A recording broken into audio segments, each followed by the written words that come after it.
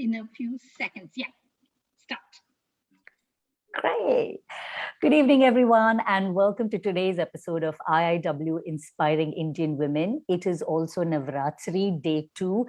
And what best way to actually celebrate the energy and power of women than who we have on our show. So today I feel very privileged and honored that I have the opportunity to speak with Nritya Acharya Ratna, Usha Raghavan, one of the leading and internationally acclaimed Bharatnatyam dancer, teacher, choreographer, and mentor. She is the founder and director of Kalasagara UK. And audiences, I want to let you know that this coveted title of Nritya Acharya Ratna was bestowed upon her by the Arts Council of England and Milap Fest. Not to mention that she has also recently won the She Inspires Award in 2018. Now, before we get Usha ji to take us through her journey, let me list some of her phenomenal accomplishments. She's a postgrad in Indian philosophy. She has performed extensively across the globe over the last 40 years. Some of her distinguished shows include international festivals sponsored by the Indian Council for Cultural Relations, the UNESCO in Paris, the Golden Jubilee celebrations of Indian independence in the Caribbean, the International Festival Humanitas in Mexico, the International Yoga Conference in Switzerland, World Tourism Festival in Paris, SPIC Mackay in London, the December festivals in Chennai, and her performances for Mr. Raymond Barr and Aga Khan. Whew. And I think the list is not exhaustive. There is more. So truly unmatched. It gives me great pleasure to be having this chat with you, Usha ji. Welcome to IIW. I think your achievements are remarkable and so inspiring. Take us through your journey so far. Thank you very much, Hema. Happy Navratri. Yeah. Thank you for the lovely introduction. I'm basically from Madras, born and raised there. My sister was learning Bharatnatyam, just like in every family, I just wanted to follow her. I also wanted to learn Bharatnatyam. My mother put me in dance class at the age of 7. Wow. And then gradually, I performed my Arangetram in 1969. After that, my teacher promoted me in several platforms. 1970s, in the 70s, I had plenty of opportunities to perform in Chennai in different sabhas. Sabhas are the cultural organizations in India, in South India. Right. Normally, when you perform in the junior level, the Sabha secretaries and the committee members would recommend the artist to the next level and so on. That is how I progressed and got opportunities to perform the prestigious December festivals also. So what is the speciality of these December festivals? These are organized by the cultural organizations in Chennai, right. Called Sabha. And these sabhas conduct especially festivals during the December season. Nowadays, they organize from December 1 to January end, sometimes for 2 months. They do call December festival. Those days, it used to be mainly from the mid-December to first week of January. Right. The organizers used to invite only artists who are established dancers and seasoned dancers. Yeah. So it would take a lot of effort for the dancer to prove herself at every stage to get a slot. And it is not just getting a slot, it also depends on which slot you get. Yeah. Initially, it would be morning slot, then afternoon slot, then evening slot, then the prime slot, and so on. So you will work year after year towards getting a better slot. And every performance made a big difference in the life of the dancer. So that was something like a benchmark, isn't it, to aspire to? If you're a dancer, you aspire to be invited to these December shows. Yeah. And did they happen in a temple or something? Because I know that's usually the tradition followed in Chennai. Most performances would happen at temple grounds. No, these December festivals are organized in auditoriums, in the theaters. Okay, right. Yeah. And they were ticketed events. Oh yes, absolutely. Right, right. So that must have been a great honor. And so at that young age, you were invited to actually perform. Yes. In these coveted festivals. That's a great accomplishment. And thanks to my parents, my mother was always after me. She would make me practice and practice and practice and practice. And she was the first critic. Is she a dancer as well? She learned dance, but those days, as you know, she wasn't allowed to go on stage and perform. So she wanted her children to learn. We three sisters learned together, and she made us learn whatever we wanted to learn. And that is the power of women, isn't it? That if you don't have, you at least want to pass it on to the next generation. I think most of us women, if we've come forward, it's because women have supported other women, which is perfect for this IIW and Navratri theme. Actually. She was my inspiration. Amazing. She was a working woman. She worked in telephones and she raised three children. Of course, my father was very supportive. It is she who was my inspiration throughout. And your motivation and support, isn't it? That's what you need. You need, if even one parent in the family supports, then that just really gives flight to your dreams. Yeah. And then what happened? What happened after Chennai then? As I was performing in Chennai, somehow the organizers outside got to know about me. And I got an invitation to go to Paris for about 3 months in 1980 to teach and to perform. Wow. In different parts of France, mainly in Paris, to teach in Paris and to perform in other parts of France, in other cities in France. Initially, it was an assignment for about 3 months, only 3 days a week. Then gradually student number increased, and then it, in about, say, about 2-3 months, the number increased to nearly 80, and it was 7 days a week. Performances, master classes, travel, and so on. It was a great experience there in Paris. Naturally, they wanted me to stay further. I got extended. I got the contract extended, and then I stayed there for about 8 months. That is when I got to know so many organizers and so many. Your network increased, yes. In Indian dance, they started inviting me. Amazing. When I went to India in August, I got an invitation from Italy in January. So 1981 January, I was in Milan, Bergamo. Again, and these countries, I know this. What year was this? Was it 1980s, 1970s, 1980s? 1980. Right. So Europe was And 81 January to April. Right. So Europe was exposed to our culture, to Bharatnatyam dance. So they were aware of it, is it? Yes, it is Europeans who learned from. So you had European students there? It's only European students. Hardly any Indians. Oh, amazing. So how did that come up? I mean, did you have any language barriers, or did you, because see, in India, when you have Indian students, most of us are born into that tradition, into that culture. We know a lot of, we have that information already. So this was almost like educating non-Indians about our culture, about our history. I remember, despite me learning Bharatnatyam, I had to go through some Mahabharata stories, some, Ramayana stories, just so that we could portray what we were doing. So how was your experience teaching international students then? The language initially was a barrier, yes, of course.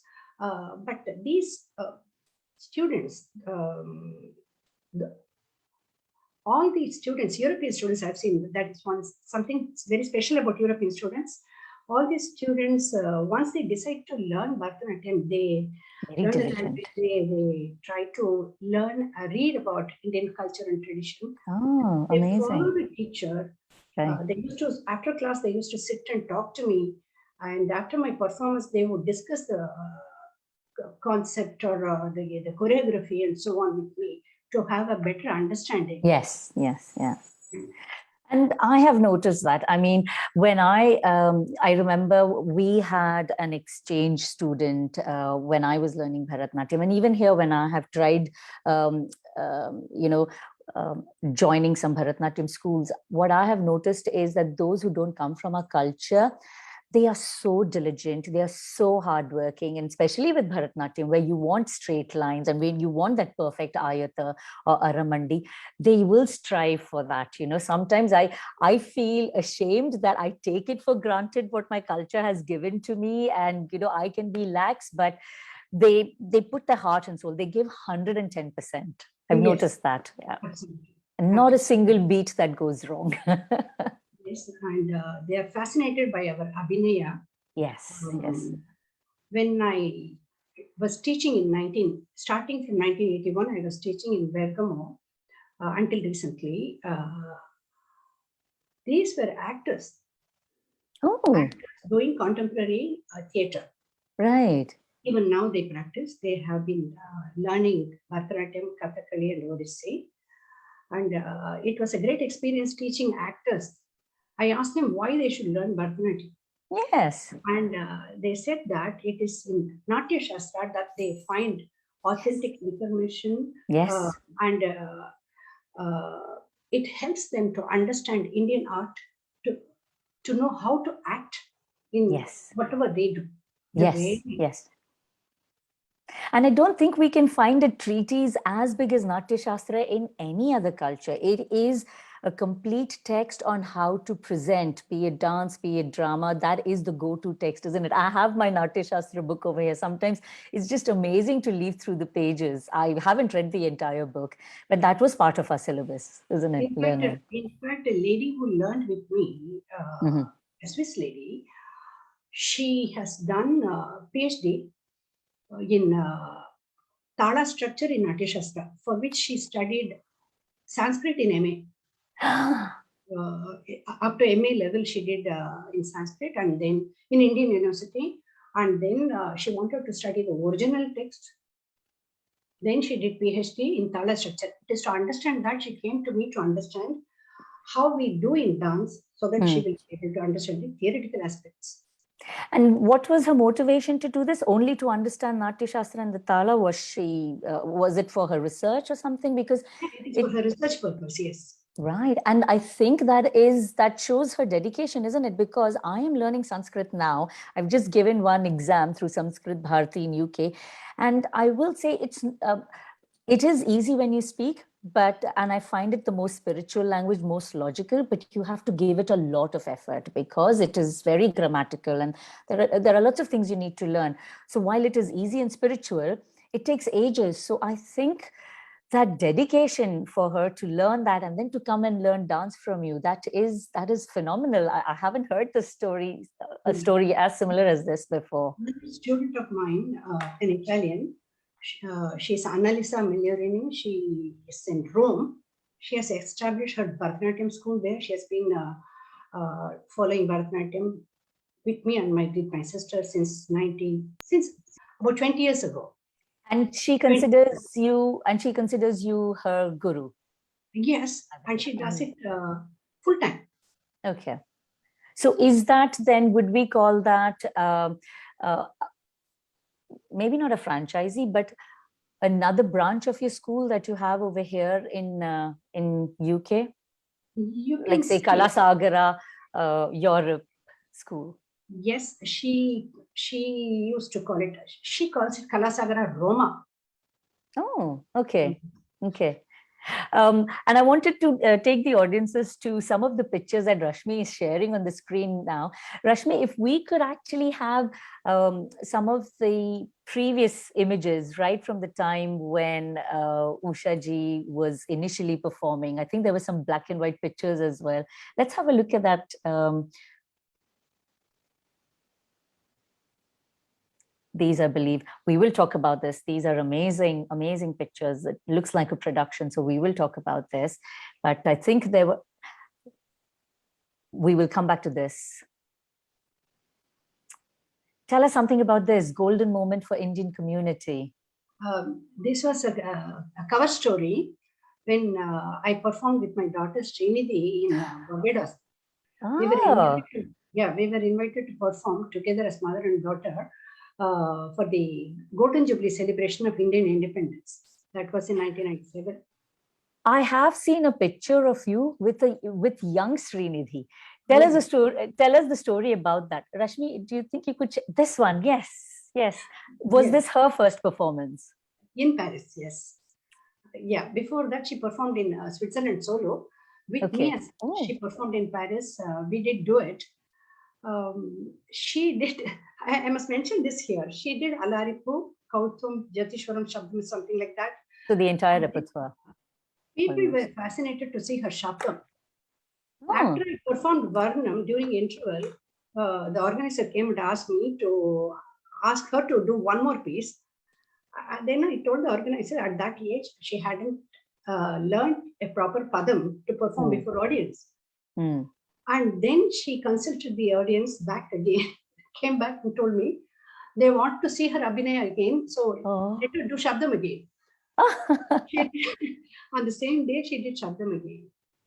And for my audiences, let me tell you that Shabdam is the most elaborate Abhinaya piece that you can have in Bharatnatyam repertoire, isn't it?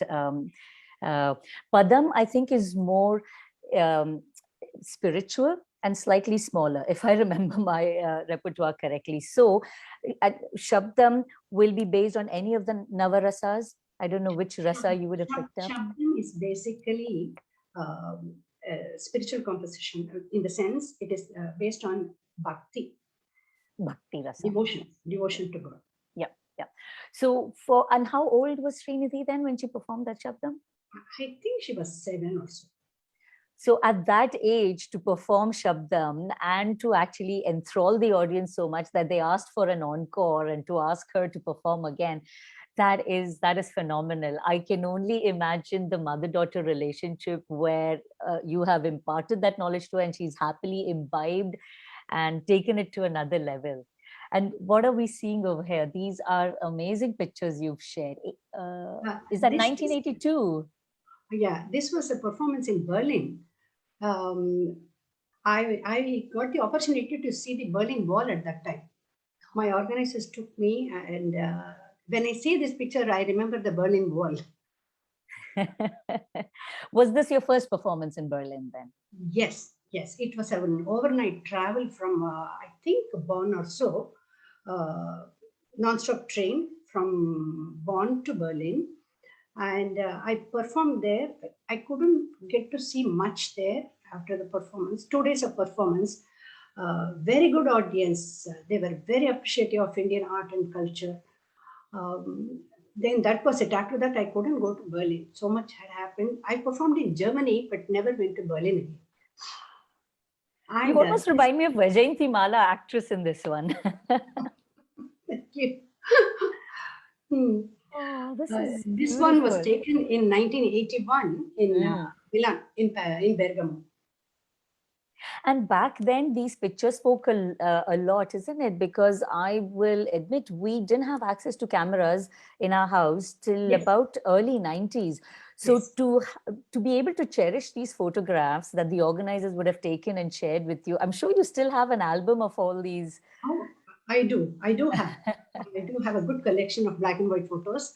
Organizers would take pictures and videos. I do have some videos also of my performance those days. So tell me then, what is the most that stands out from your travels back then? A lot.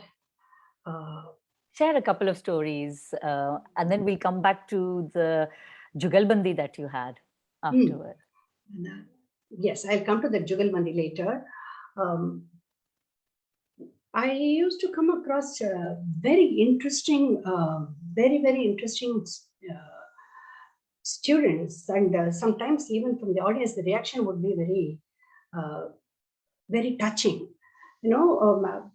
After my performance in Italy, it was in a very nice auditorium, excellent performance. Everything went very well. At the end of the performance, as we were getting ready to, as was the practice, we were getting ready to go for a dinner.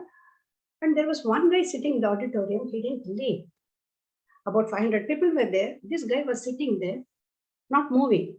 So the organizer went and asked him what happened. He said he was so impressed, and he was mesmerized by the performance. He wanted to savor it. He didn't want to leave the place, he said. And then he asked me for an autograph. He stayed there. And one other student of mine, I must say, plenty of European students have learned from me. So those students who learned with me in the 80s are teachers today, and they have trained so many European students. But one particular student he attended a workshop with me in Venice. This was in the 90s. There were about 50 students taking part, 50, 60 students of different age groups, all women. And he was the only male artist taking workshop there. He always wanted to stand in front and learn and do his best. Somehow he found it very difficult. For him, even to do one Alapadmam was hard. And the girls were looking at each other, smiling, looking at him and making signs and so on. But he never bothered about that. He always volunteered. He wanted to do his best.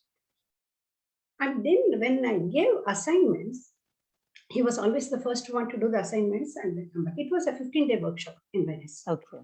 He was the first one to complete the assignment. For example, in Shabdam, you know what I did? To make them understand, I asked them to try something like a child stealing chocolates. And then the next day, I told them to do the same thing with expression and in Talam. After they did that, I introduced them to Krishna stealing butter. Yes. Yeah. And then they were able to understand the Abhinay aspect in Bharatnatyam. Yeah. And he was the first one to do the assignments every day. Workshop over, he came and thanked me. He said he didn't have enough money to carry on with the theater. He wanted to become a theater artist, but he didn't have much money. He said he had to work to pay for the classes and for the workshops. It was hard for him. After 2 years, when I was giving lesson in Milan, my student came and told me that somebody wanted to see me. And I thought, okay, I never expected that I would see this particular gentleman. He came inside and he wanted to show me the Alarico that he had practiced with my student. When he performed that Alarico, I couldn't believe my eyes. He was so perfect. So that's the dedication. Yeah, very interesting artists. And I've seen, when I traveled in Europe those days, I used to see many other artists coming from India performing in other cities. So it was a great opportunity for me to see some of the finest Indian artists like Srimati Sanjukta Panigrahi and others. Yeah, with orchestra. I've seen several times, and also the other brothers, Guru Kelichuru Mahapatra, and so on. Also, while staying in Paris, I got the opportunity to see the French opera, then other like flamenco in Paris, and so on. So these are all different art forms, isn't it? And we all get inspired with each other. But yeah. But the gentleman's dedication to his art, I think, is a testimony to how well you teach, because I believe that for a student to continue learning something, they have to be inspired by the teacher. They have to like that teacher. My own experience was that the first time when my mom enrolled me to a Bharatnatyam class, it was a gentleman who was teaching, and I know I shouldn't say this, but he was slightly stout. He had a bald head, and he would just hit on the talam in a very severe. He looked very severe, very angry all the time. So after the first session, the second session, when my mother was taking me to the class, I just ran back. I just let go of her hand and I ran back home. I said, I don't want to learn from him. But I always wanted to learn. So, fast forward to 10 years later, Gandharva Mahavidyalaya opened up near where I lived. And I kept going back to them and saying, when are you starting Bharatnatyam lessons? When are you? And that is when, Dr. Alka Lajmi, Dr. Sucheta Chapekar's student, she became my teacher, and I was one of her first students. So I always liked that, because she is very inspirational. And I think all you teachers, this is one thing I've observed, you're all very soft-spoken, very compassionate, and it's just a love for the dance that flows through. And I believe that gentleman's dedication was a testimony to how you teach. So let's move to the Jugalbandi story. Tell us about that. I think it was, I have to see the date. I don't know when I did the Jugalbandi. It was sometime in the 80s. 99, right. I don't find it here. I performed in the UNESCO. I forgot to mention that. That was a great experience. Performing at the UNESCO. And the World Tourism Exhibition representing India was a great experience. Right. And this Jugalbandi I did with Srimati Sharmila Sharma, the Kathak dancer from Paris. Yeah, was a we wonderful saw the experience. flyer. Yeah. I performed Jugalbandi with her in Paris, in Switzerland, and also in Chennai. So how does that happen then? Do you all actually, and I've never done a Jugalbandi, even though I've performed for Bharatnatyam and I've only seen it on television, and it's very dramatic to watch a Jugalbandi. But do you train? Do you train with the other counterpart, and do you know what beats you're going to be, or what music you will be dancing to, or is it all extempo? No, no extempore at all. Everything was very well rehearsed with our musicians, North Indian musicians, South Indian musicians, and so on. We would have several brainstorming sessions, and we would carefully choose the compositions. So that we show some similarities and differences. And some differences. Yes. Not only in the dance aspect, we also chose compositions, music compositions that were with the allied ragas and similar rhythms, and some compositions that were very specifically for Bharatanatyam, and some compositions which were specifically for Kathak. Yes, yeah. But with the Kathak and Bharatnatyam, I've noticed that it's in the nritta style of the dance, which is just the music and the beats with not much of abhinaya. That's where the audience enjoys a lot, isn't it? No. We did abhinaya pieces also. Okay. Yeah, she did. She came up with plenty of abhinaya pieces on Krishna and Rama. We did together. We shared abhinaya pieces as well as nritta pieces. Of course, we did solos as well. Yeah. Then we were invited to perform in a festival in Switzerland. We wanted to show the Indian audience. That is when we performed in Chennai. Okay. And how did the idea for the title Waves for that program? Sometimes deep, sometimes strong, sometimes amazing. So how did that come about? How did this idea for Jugalbandi come about? Was it something that you decided to do something, or how did that opportunity present itself? Sharma has been a very good friend of mine for decades. Right. So, as we were talking, we thought, why can't we do? She has a good experience of having done in India, Jugalbandis in India. So as we were talking, we thought, why not we do? That is how it came up. Yes. Yeah. But mind you, those days we didn't have emails or facilities. We didn't have mobile phones. We didn't have any of these facilities. It's normal telephone calls, the wired telephone calls. Or visiting each other. Yes. She used to come to London. I used to go to Paris, and we used to work together. Yeah. So your journey from Chennai to London, how did that happen? You've mentioned that you went to Paris and you went to Milan and you were teaching because the organizers invited you. What made you make London your home, and how did the foundation, Kalasagara Foundation, come into? I was traveling from India for decades. In 1990 to 1992, right? Because my husband was posted in Switzerland. We were in Zurich, and I didn't know anyone in Switzerland who at that time could speak to me about Bharatanatyam. All that I wanted was to just at least talk to somebody. Having performed for decades, traveling and performing was my life. Suddenly for me, it was hard to just sit at home and not even talk about Bharatanatyam. There was none. I didn't know anyone there in Zurich. Must have felt claustrophobic, can imagine. Oh, yeah. Even Switzerland ceased to be beautiful for me after some time. I can imagine. Yeah, he went to work and my daughter went to school. I didn't have anything to do. That is when my mother, from her collection of letters, when I was teaching in Paris, my students used to write several letters to me. My mother used to collect these letters. That's what mothers do. Yes. And when I wrote to my mother, plenty of paragraphs back and forth. When I wrote to my mom, that was my situation. She took one particular name and her phone number. She said, contact this lady She's in Switzerland, she's in Zurich, and she took lessons with you. Talk to her. Perhaps things would change. Maybe she would be interested in traveling and so on. So I called her. By then she had moved to Amsterdam.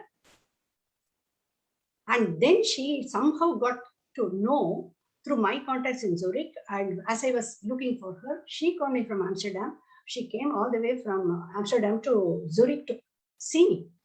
Then she introduced me to other dancers. Then there was no stopping.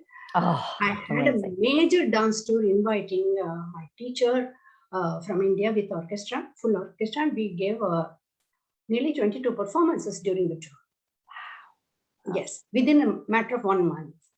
Right. All over Switzerland. It was sponsored by Pro Helvetia. Oh, amazing. Amazing. And then how did you actually establish Kalasagara in London then? Yeah, after 92, we went back to India. Before I forget, I have to tell you that during the tour, my sister from Malati from Chennai had come and she gave Veena concerts along with me, wherever possible, wherever she was invited. And after 92, we went back to Bombay for 4 years. 1996, my husband was invited by Citibank. So he joined Citibank London. Ever since I have been here, that is when I established Kalasagara UK. Initially, I was not planning to start a school. My intention was not teaching. I thought, okay, I perform. Really? Yeah. I was interested in traveling and performing and right. and so on. But then students somehow through word of mouth, they got to know about me and they joined me. And they must have said, please teach us, we want to learn. I'm so glad. And so from then on, you are known for actually organizing grand productions, right? You choreograph, you conceptualize, you choreograph, and you have these, what, I don't know whether they're dance dramas, but you call them thematic productions. Yes, and you've got Kumbha Ramayana, that was one of the ones. Kumbha Ramayana. So tell us something about the productions and how did you get about getting involved in productions? See, in 2012, Kumbha Ramayana was commissioned by the organization in Paris. So the mayor there wanted to organize a festival in a very what can I say, very beautiful theater that they had renovated with the best facilities, with all gadgets and so on. So he wanted a mega production to be inaugurated for the inauguration of the festival there. I was invited to present a thematic production based on Indian classical dance. Then I was asked to propose some themes, some special concepts and so on. When I proposed Kumbha Ramayana written by the Tamil poet Kamban from South India, that was chosen by the organizer. Well, Ramayana was decided, but then I had to find the artist, I had to tune and so on. So I have studied Tamil and I have studied Kumbha Ramayana. So I chose specific chapters that I wanted to do that 90 minutes production. I chose the verses. I consulted scholars about choosing certain stanzas and chapters according to my vision of the choreography. Yeah. And then I chose my students to do with me. I invited male artists to do the role of Rama, Lakshmana, Hanuman, and Ravana. Musicians came to me. They worked with me. Together we tuned the entire production. And then I composed Jati, then the rehearsal process, then getting the visa to go to France. Yes. And with all that, we managed to go about 26 of us, a lighting technician, two makeup artists, photographer, videographer, and all the dancers. Yes, and the musicians, of course, yeah. And it was an amazing experience for all of us. I bet. We performed the same in London. Oh, okay. And we actually have a 3-minute video of your latest production, Tattvam Asi. Rashmi, can we show that to our One minute, audiences? before you go to that, I want to say what this is about. Oh, yes, please. Yeah. Yeah. I was hoping we could do that afterwards, but before is also fine. Yes. I will tell you briefly and then I will explain to you later. Yeah. Tattwamasi was actually based on the production that I did here, as he did it for the centenary celebration of Swami Chinmayananda's birth.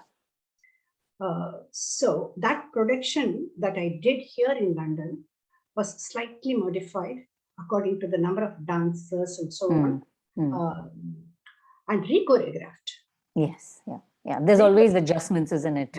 And that we named as Tattwamasi, which was performed in San Francisco and in New York.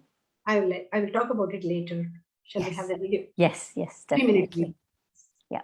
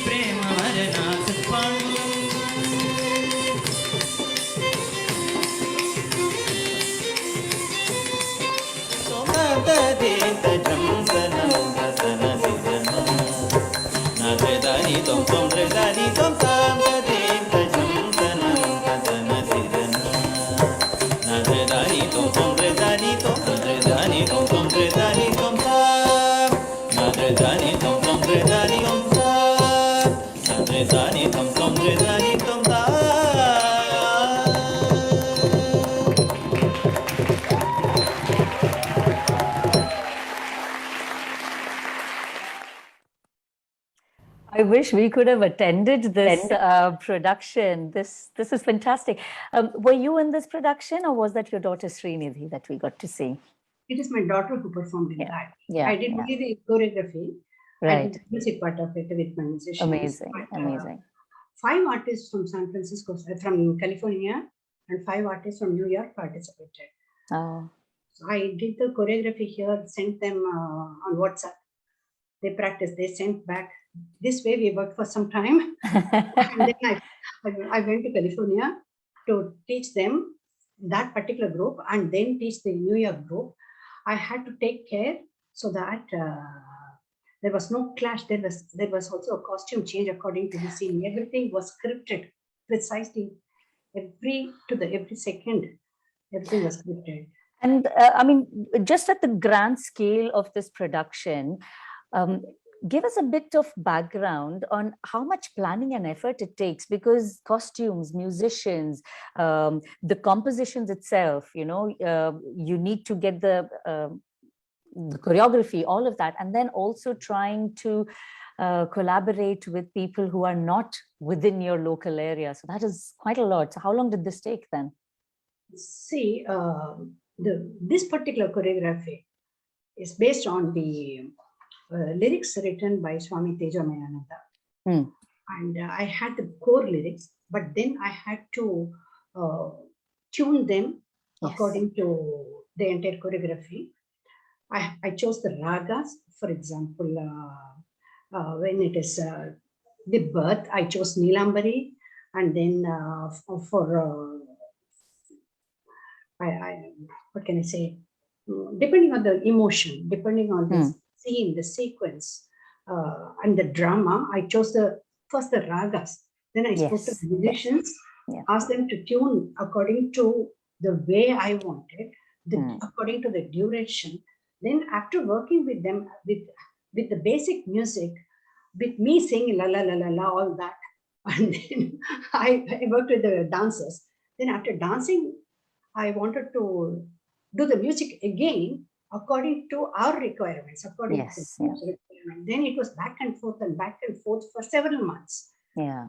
One thing I must say, I have superb musicians in UK who support me on these productions.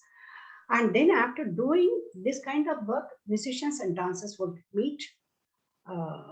Then we decide the number, then we do the recording, and then I took the recording to California. And the costumes, is it easy to get costumes for so many people really easily in UK? No. These are costumes stitched up, made to measurement. Yeah. So I used to go to India. When I did Kambaramayana in Paris, I took all the measurements of all the artists. I wrote down everything. I still remember sitting in transit in Dubai. I was preparing a full chart. I went to nearly 5 tailors because I got everything done within a week. I went to 5 tailors. Yeah, and they have, of course, they have the numbers, because these Bharatnatyam costume has so many pieces, and to have them fixed exactly with measurements. When I go to India, I've got a couple of costumes, and I always tell them, I'm in a hurry, please do this. And they have to give it to you within a week. It's a lot of effort with all the pleats and everything. No, I didn't get everything within a week. I placed order. Oh, okay. Running from one tailor to the other, and then placed order, got everything couriered. Ah, okay. That is an expensive affair, but you have no choice. When you do it in a massive scale, you can't get done. For 20 artists, you can't get done in a week. True. And also when it is a character costume for a particular character, say for example, Vishwamitra or Suparga, Ravana, you have to. They're not easy. Go to specific tailors and get done. For monkeys, for example, for Hanuman, I had to get tails. Yeah. So a lot of work, a lot of planning before you go to India to get these things, and then you have to try here. You have to do dress rehearsal. Yes. And then the lighting technician would sit with you. Then the makeup artist will sit with you. Scene by scene, you have to write down everything so that all the artists work in tandem. Yes. The same way, when we performed this Tatvamasi in America, I had to specifically, I had to prepare a chart with each student's name and the duration she would be on stage and the duration that she would need to change her costume. The lighting, yes, yeah. And then lighting arrangements according to that. So it was I can imagine. A lot of planning. Yes. Must have taken you at least a year to get all of this. Easily. That's amazing. And hence, at the end of it, you feel so good. Yes. And this, that was spectacular, actually. It was enthralling performance, which is why I think if I had the opportunity to watch it on stage, I would run to it. If you're ever putting up this production again, please do let us know. I will definitely come. Yes. Yeah, no, I think that will be brilliant. And I must apologize. I remember early on when I was talking about Srinidhi when you mentioned that she was 7 years old and she was asked to perform an encore, and I had Varnam in my head and I kept discussing Varnam, and you rightfully corrected me. No, it was Shabdam, which is obviously a spiritual composition. If my teacher were listening to this, she's like, Hema, I can't believe you got your repertoire all mixed up. But we are coming to the end of the show. We have 10 minutes, and I wanted to touch upon all the charity work that you have done. Earlier I remember you mentioned that you prefer to travel and you prefer to perform, and teaching was never your never the idea. But since then, to be actually having a proper thriving school, Kalasagara in London, with amazing reach that you have across all the artists across the world, and your dedicated students and musicians. Tell us about all the charity work that you have done.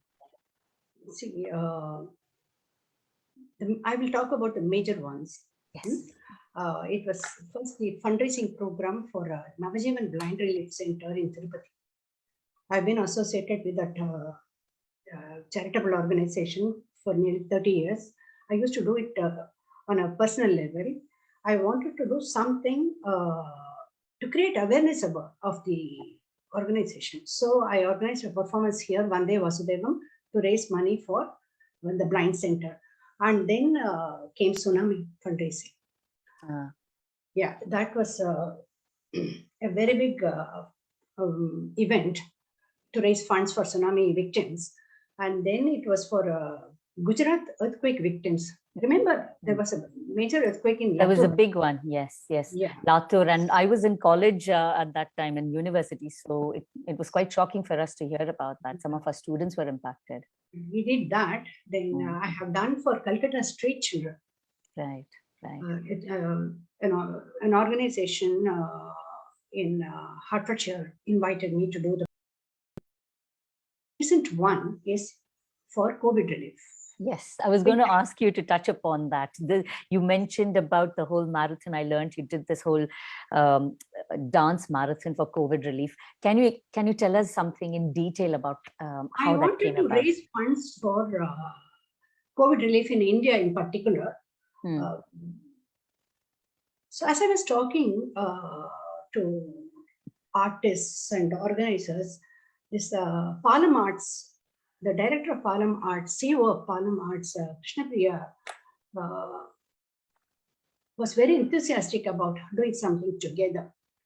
So I asked her if we could do a dance marathon to raise funds.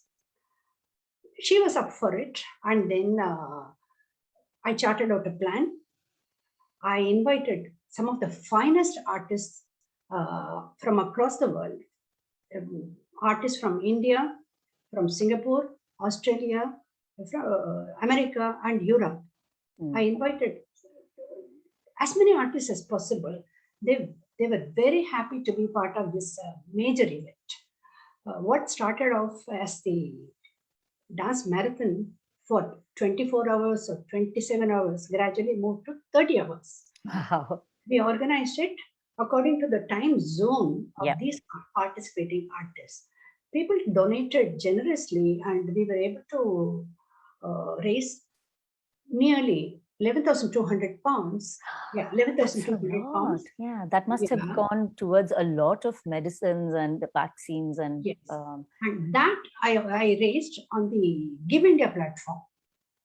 They were doing extensive work in India for COVID relief. So I took. Are they based here or in India? They're based in India. Based in India, but it's an online platform. They do extensive work for several charities. So I chose one for COVID relief, and then asked people to donate directly for the project. Over there, yes. People generously donated. Yeah. And how was the format of this marathon? Did people come up and say we would perform for 5 minutes and they did their own performance? No. I gave them the time slot. I invited artists. I asked them to give their performance for about, say, 30 minutes. Or if it was interview and performance, it was 15 minutes of interview and 15 minutes of dancing. So they sent me pre-recorded programs. Right. I left that to their choice. I just gave them the duration. They were very happy to send me the best they could send. Yes. All of them were very happy. I invited artists, not only Bharatanatyam artists, I invited Srimati Sujata Mahapatra for Odissi and Odissi, yes. Srimati Gopika Verma for Mohiniyattam and so on. Kathakali artists came, Srimati Bimbavati Devi from Manipur, doing Manipuri. Indians practicing this art full time. Yeah. For example, in Europe. Yeah. Also, I had the pleasure of inviting people like Rashmi Ji to talk about the work that they do, because I was fascinated by some of these people who, some people like Rashmi Ji doing a lot for India. Yep. So I wanted to talk about. And selflessly. Selflessly. So I invited her. I invited other artists like Shri Keshav Venkatraghavan of Krishna for Today, one of the finest painters of our time. Like that, I invited artists who were highly acclaimed in their chosen field. Yes. They all contributed. They contributed their work generously. Oh. It is lovely, isn't it, when everyone comes together for a cause? That is what I wanted to show, the solidarity among Indian artists. Yeah. And across for 30 years, is that what you were doing then? Yes. On a platform, and people could come and watch and they could donate to watch that. Yes, right? Exactly. You know what I did? I started with a prayer, this patriotic song, Jayati Jayati Bharata Mata. Yes. By young students, music Om. No, I wanted to have 108 sacred Oms during the program. Yes. In the 30 hours. Yeah. So I brought in Om every time I showed a slide, please donate. So it was in a way like me doing prayer during the program, chanting 108 Oms for people to think about India and to do. Yes. That was the idea. It's a shame I didn't get to hear any about this. I would have happily watched. I would have happily donated. It must have just passed me by. So, but I will keep an eye out now, Usha ji, for all your productions, for all your shows. If they are happening in London, I will make sure that I buy a ticket and come and I would like to do more. I would like to do more. Artists will willingly come and support when you are honest in what you do, when you are sincere, and if it is for a noble cause, artists will generously do whatever they can do. So how many artists did you have then for this marathon? Do you know how many there were? Over 100? See, at least 40 main artists. Wow. Okay. And then when one dancer had her troupe, there were about 10, 12 dancers in the group. Yeah. So I had several hundreds participating in it. Glad, Rashmi, I have to thank you. I can't thank you enough for giving me the opportunity to host this chat with Usha ji. You've just brought, I haven't been practicing Bharatnatyam of late. So you have actually, brought back my passion to go back and learn. And I was telling my teacher that I want to now move to doing my master's in Bharatnatyam. So yes, I have to keep reminding myself because I keep getting distracted. So I have to keep reminding myself. So, so for all our audiences, Kalasagara UK is a school and Usha ji teaches there. So her details are here being presented for all of you to get in touch with her. Before we close this, Usha ji, can you tell us a bit about your school and the format in which you teach? Are you doing only online, only face-to-face, or a mix of both? How does it work? I have been giving face-to-face classes and sometimes online, but due to COVID, I was giving the last 1.5 years, I have been doing only online. Now, starting September, I have started doing face-to-face classes and I continue to give online classes as well. So many students want to do online classes also, in addition to doing face-to-face lessons. 7 days a week I give lessons. Wow, no rest, no break at all. And I remember you were mentioning you work quite hard. I mean, you work till 10 p.m., you teach till 10 p.m. You start, I think, just after lunch, and then you go on till 10 p.m. Yes. That's phenomenal. Yes. I finish at 10 p.m. every day. And Saturdays I start at 8:30 and I go on till 7:30 in the evening. My God, it only has to be the passion for the art form that, you give so much of your time and energy to it. Well, when the students are interested, you feel like Yes. teach. Yes. Yeah. You don't True. think about time. You enjoy. When you enjoy, you do it. Yes. Oh, Ushaji, thank you so much for coming and sharing and talking about your art form. I truly feel blessed that I got from her students. And believe me, when she was nominated for Madam, I used to get a personal message, Madam, please check what is happening. But I am not Very, surprised very where people would be upset. I mean, I can imagine why everyone would. It's very easy to fall in love with you, Ushaji. The simplicity, you're such a great acclaimed dancer and yet so simple. Very sweet of you, Hema. Thank you so much. So approachable, so affable. Yeah, I had the privilege of meeting her husband as well as daughter and watch her daughter perform. She had come all the way from US. And yes, lucky me. I should move to London. Seriously. Yeah. She does her own choreography, her own productions. Oh, amazing. I'm there just to support her, moral support. She's going. I hope I did justice to Ushaji's stature. Lovely, I must say. It was lovely talking to you.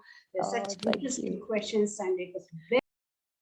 All that you do, and hope to see a live performance again very soon. Yeah, thank you so much.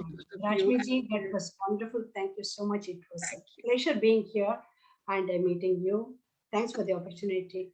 Thank you. Just loved it. Thank you. Take care, everybody. Namaskar. Namaskar.